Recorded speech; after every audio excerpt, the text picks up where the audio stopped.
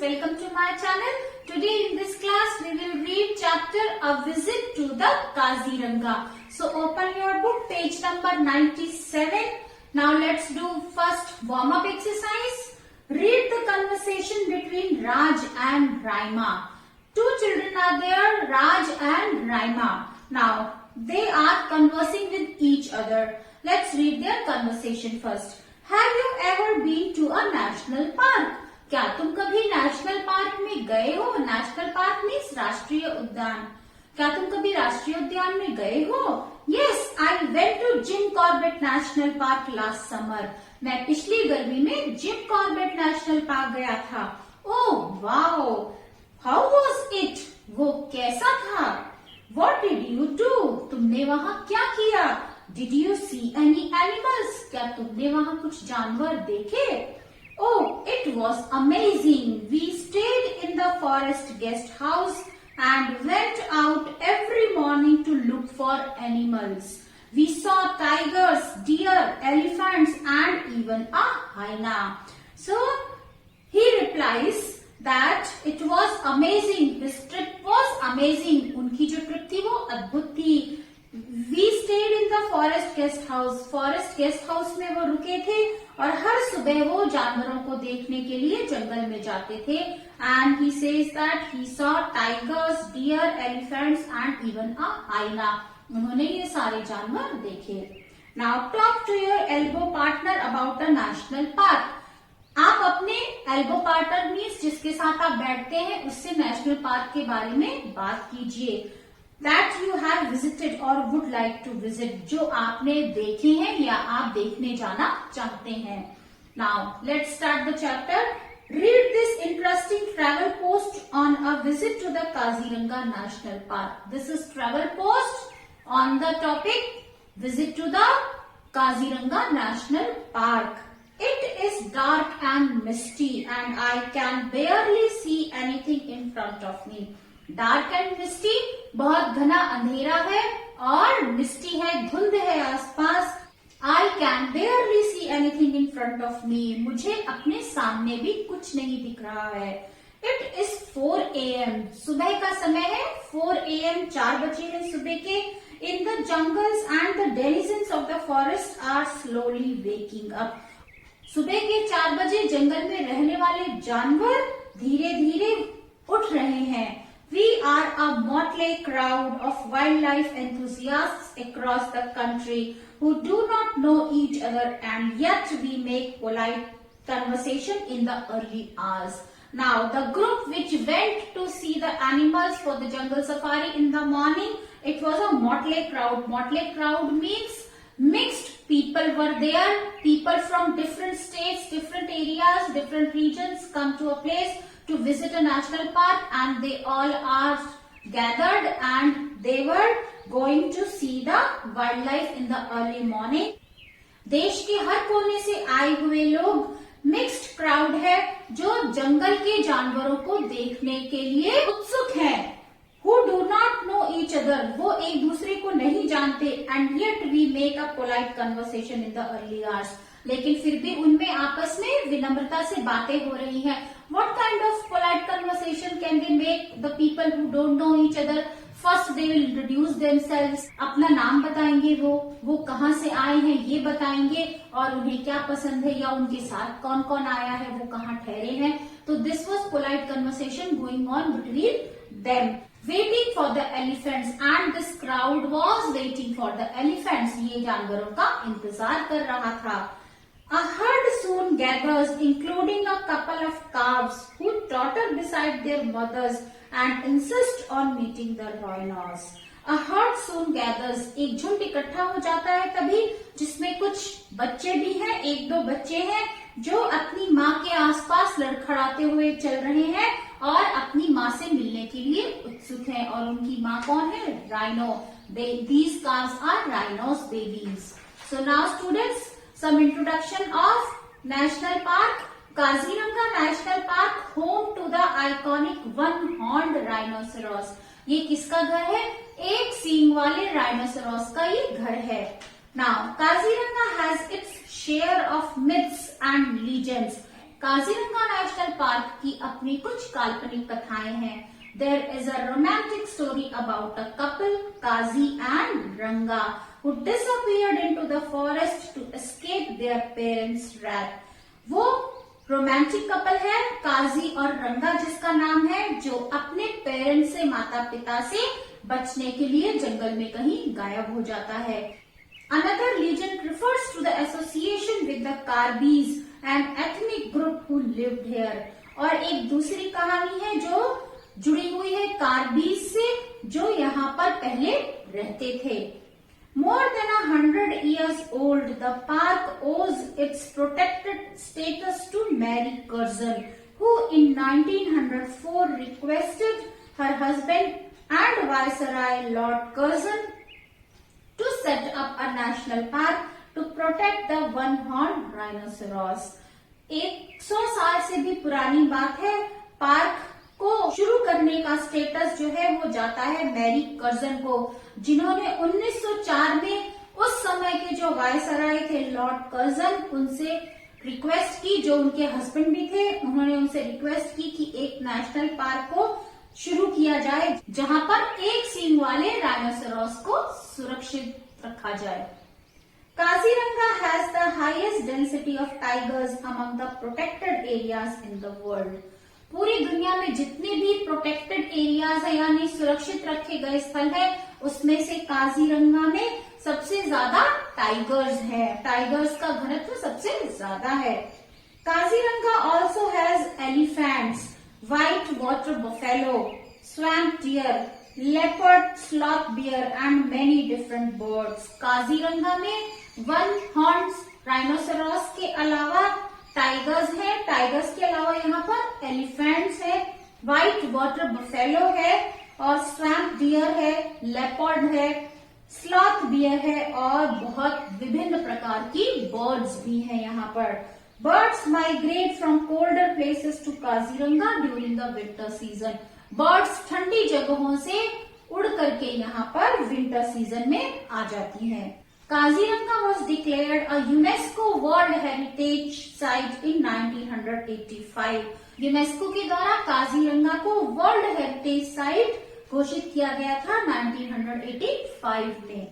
It was declared a tiger reserve in 2006 और इसे tiger reserve घोषित किया गया था 2006 में। Due to the difference in the altitude between the eastern and the western area in the park, we can see different types of trees such as the cotton tree, Indian gooseberry and elephant apple trees. Now this park is spread on vast areas and there is difference between the altitude. Eastern और western altitude में भी यहाँ पर अंतर आ जाता है, जिसकी वजह से हमें यहाँ पर अलग तरह के पेड़ दिखाई देते हैं। ईस्टर्न ऑल्टीट्यूड में अलग पेड़ और वेस्टर्न एरिया में अलग तरह के पेड़ और प्रजातियां दिखाई देती हैं, जैसे कि कॉटन ट्री है, इंडियन गूसबेरी और एलिफेंट एप्पल ट्रीज, इस तरह के पेड़ भी पाए जाते हैं।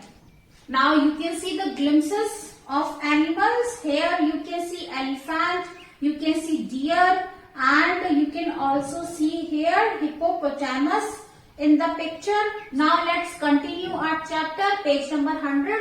I am in Kaziranga National Park on an early morning safari. इस चैप्टर की राइटर लक्ष्मी शरत है, जिनका ये ट्रैवल पोस्ट है। वो लिखती है, I am in Kaziranga National Park on an early morning safari and we are tottering around the forests on the elephant's back. वो कहती है कि वो काजीरंगा नेशनल पार्क में है, सुबह सुबह का समय है और वो क्या कर रहे हैं, जंगल में आसपास घूम रहे हैं एलिफेंट के ऊपर। जंगल सफारी वो जीप पर नहीं कर रहे हैं, वो एलिफेंट के ऊपर बैठी हुई हैं। Although I would have preferred the jeeps, I was told that the morning safari at dawn is usually on an elephant's back. As we head out into the jungles amidst the dense grasslands. अब यद्यपि वो jeep पे जाना prefer करती, उन्हें ऐसा बताया गया कि जो मॉर्निंग सफारी है जंगल में वो हाथी के ऊपर की जाती है। और समय कौन सा है, डॉन का टाइम है। डॉन मीन सूर्य के उदय होने का समय है और वो एलिफेंट के ऊपर बैठी हुई है और जंगल के बीच में डेंस ग्रासलैंड्स जहां पर बहुत ऊंची ऊंची घास है उसके बीच में जा रही है। I have often wondered why the tall dry grass reaching out now to tickle my back is referred to as elephant grass. वो लिखती हैं कि उन्हें पहले हैरानी होती थी कि क्यों ये लंबी सूखी घास जो एलिफेंट के ऊपर बैठी हुई है फिर भी उन्हें पीछे आकर चुभ रही है, उसे एलिफेंट ग्रास क्यों कहा जाता था।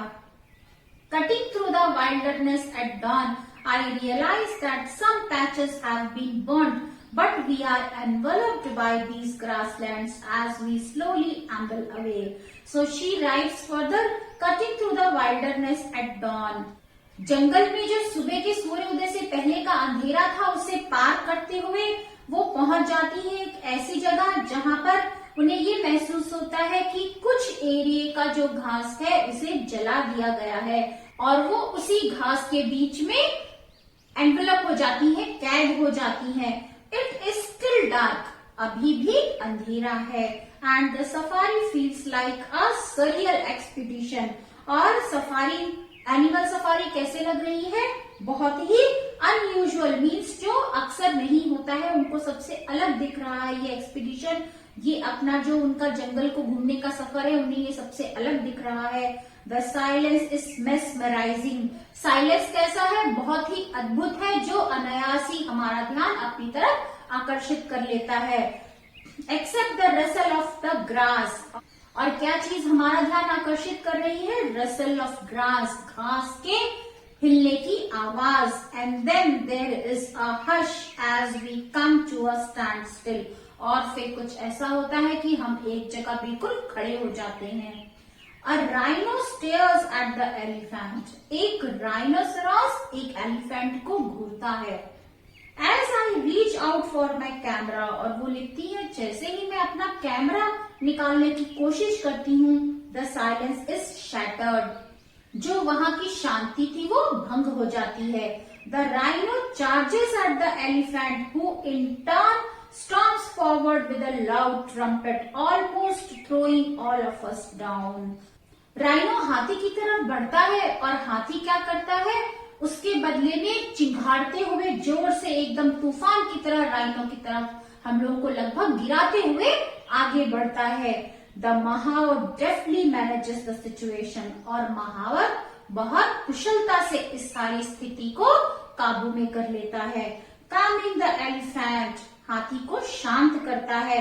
while the rhino, which is rather startled, rushes into the grass, into the mist. और राइनो जो बिल्कुल हैरान हो जाता है क्योंकि हाथी भी उसकी तरफ जोर से भाग रहा है, तो वो हैरान हो जाता है और फिर धीरे धीरे घास के बीच में गायब हो जाता है। We continue waddling around and see a few more rhinos which are not so dramatic. वो लिखती है कि हम घूमते हैं, जंगल में घूमते हुए आगे बढ़ते हैं, हमें कुछ और राइनोस दिखते हैं जो हमारे पिछले वाले राइनो की तरह इतने ड्रामेटिक नहीं थे। The sun slowly makes an entry, dispelling the mist, and the forest looks lush in its warmth.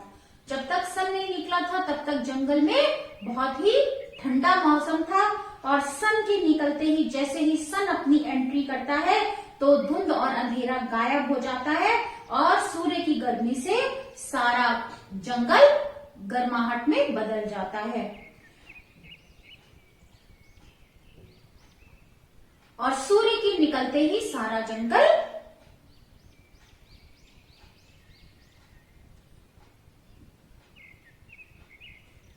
The sun slowly makes an entry, dispelling the mist, and the forest looks lush in its warmth.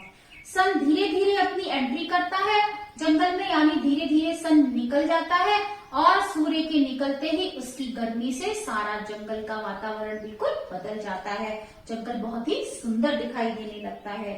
Located on the banks of river Brahmaputra. अब ये Kaziranga park कहाँ पर है? Brahmaputra river के किनारे है, नदी के किनारे बसा हुआ है। Kaziranga is home to the one horned Indian rhinos. Kaziranga one horn जो इंडियन राइनोस है उनका घर है। Over 2000 rhinos live in this sanctuary along with elephants, gores and several species of birds.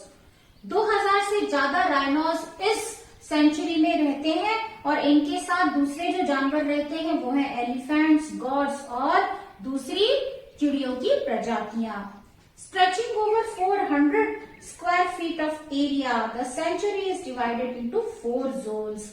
ये जो जंगल है, ये जो सेंचुरी है 400 स्क्वायर फीट के एरिया में फैली हुई है और इसको 4 भागों में बांटा जाता है. You can spend your entire day traveling from one to another and going on safaris. आप इस जंगल में एक तरफ से दूसरी तरफ जाते हुए और सफारी को मजा लेते हुए अपना पूरा दिन बिता सकते हैं. The national park is an absolute heaven for bird watchers. जिनको चिड़ियों को देखने का शौक है उनके लिए ये नेशनल पार्क किसी स्वर्ग से कम नहीं है. I am quite a novice when it comes to bird watching and I often have to look at Dr. Salim Ali's guide to identify the birds. वो लिखती है कि मैं लगभग अनजान हूँ जब चिड़ियों की बारी आती है और चिड़ियों को पहचानने के लिए मुझे डॉक्टर सलीम अली की गाइड को देखना पड़ता है जिसमें से देख करके वो चिड़ियों को आइडेंटिफाई करती हैं या पहचानती हैं. Many birds like the Pallas fishing eagle are lifers for me. वो लिखती है कि बहुत सी चिड़िए जैसे कि पल्लास फिशिंग ईगल एक अलग तरह की ईगल है, चील पक्षी है, are lifers for me means my career moves around them. मेरा करियर जिनको देखने से शुरू होता है. Which in bird watching parlance means sighting for the first time. जिसे चिड़ियों को देखने की भाषा में कहा जाए तो जैसे मैंने उसे पहली बार देखा हो. We head out in the evening again on a jeep safari and chance upon some more rhinos grazing. वो लिखती है कि हम फिर से शाम को जीप सफारी में निकल पड़े और इस उम्मीद से कि हमें कुछ राइनोस फिर से घास खाते हुए दिखेंगे. My naturalist explains that they are vegetarians. मेरे अंदर का जो एक प्राकृतिक इंसान है, जो एक नेचुरलिस्ट है, वो ये कहता है कि राइनोस वेजिटेरियंस हैं. As we negotiate a sharp turn, वो कहती है जैसे ही हम आगे जाकर एक छोटा सा मोड़ लेते हैं, a tusker ahead of us charges at us. एक टस्कर कहते हैं, टस्क है हाथी के दांत और टस्कर कहा जाता है हाथी को. तो एक हाथी हमारी तरफ बढ़ता है. A loud trumpet forces our driver to stop the jeep.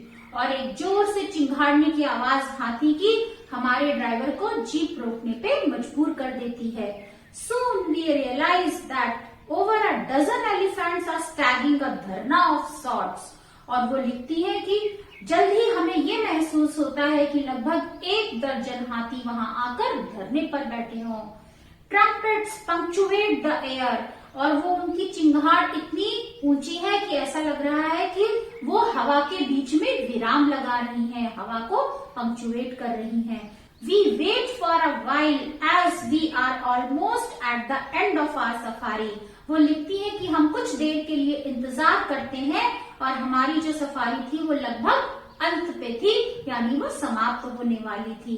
The evening sun is setting the sky on fire and even the tall grass was glowing in the light. और शाम के समय सूर्य अस्त होने का समय है, उससे पहले जो आसमान में लालिमा छा जाती है उससे ऐसा लग रहा था कि जैसे वो घास जो है वो भी उसकी रोशनी में चमक रही है. I want to take in the beauty of the scene, but the elephants have other plans.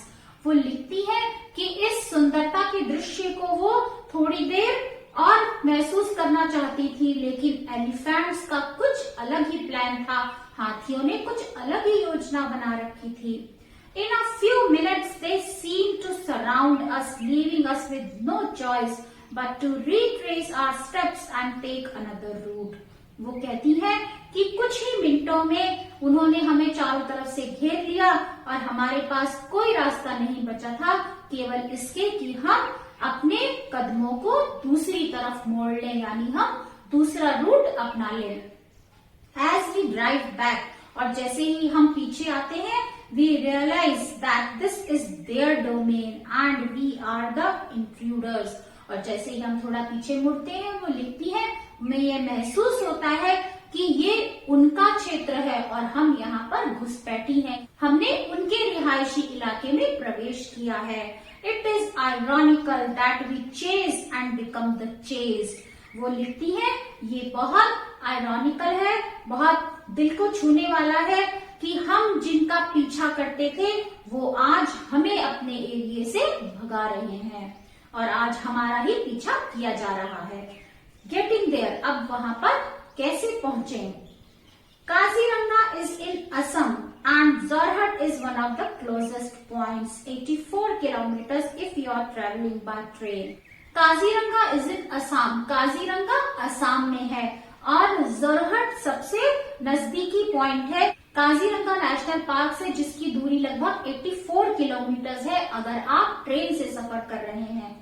My suggestion would be to get to Guwahati and drive down from there. वो लिखती है कि मेरी सलाह होगी कि आप गुवाहाटी तक पहुंचे और वहां से ड्राइव करते हुए काजीरंगा तक जाएं। The distance will be about 217 kilometres. दोनों की दूरी जो होगी गुवाहाटी से काजीरंगा की, अगर आप ड्राइव करते हुए जाते हैं तो लगभग 217 किलोमीटर होगी। The main gate is at Kohora and there are several resorts around the place. Kaziranga national park का जो मेन गेट है वो कोहोरा के पास है और वहां पर आसपास बहुत सारे रिसोर्ट्स हैं, होटल्स हैं जहां पर आप रुक सकते हैं। बेस्ट टाइम टू विजिट, वहां जाने का सबसे अच्छा समय, उत्तम समय कौन सा है? November to March. During the monsoon, the Brahmaputra floods the entire sanctuary and all animals are forced to move within.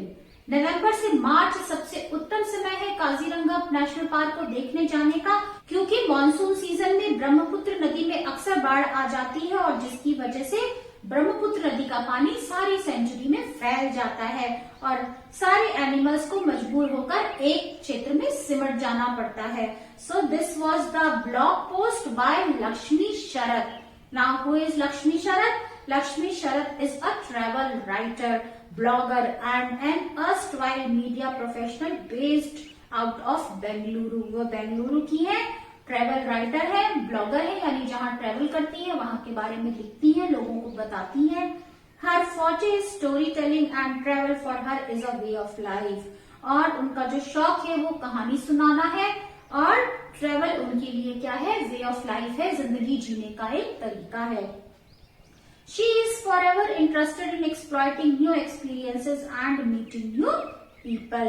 और उन्हें नए नए तजुर्बे करने का शौक है और नए नए लोगों से मिलने का शौक है। तो students, this was the chapter A Visit to the Kaziranga. Now let's write hard words of this chapter. These are few hard words of this chapter. Let's read them for correct pronunciation. First is denizens, conversation, enthusiasts, Kaziranga, tottering, mesmerizing, trumpet, waddling, intruders, naturalists, negotiable, domain. Now let's write word meanings of this chapter. Now students, let's understand word meanings of this chapter. First is denizens. Denizens means inhabitants. Inhabitants का मतलब है वहां के निवासी, वहां के रहने वाले। मोटले, मिक्स्ड, मिक्स्ड यानी मिश्रित। सरियल, अनयूजुअल, अनयूजुअल मीन्स जो सबसे अलग हो, वो जो अक्सर ना होता हो। पार्लेंस, वे ऑफ स्पीकिंग, बोलने का तरीका। Mesmerising, something so amazing it catches our attention, कुछ इतना अद्भुत हो जो हमारा ध्यान अपनी तरफ आकर्षित कर ले, उसे कहते हैं mesmerising. Naturalists, one who studies living things and their environment, वो जो लिविंग थिंग्स को स्टडी करे और उनके आसपास के पर्यावरण को पढ़े, उसे कहते हैं नेचुरलिस्ट या प्राकृतिक भी कह सकते हैं। So students, that's all for today. In my next video, we'll do question answers and exercises of this chapter. I hope you like my way of teaching. If you like it, press on like button. You can share your views in the comment section and don't forget to subscribe my channel. So that's all for today. We'll meet again with another video. Till then, bye bye. Have a good day, children.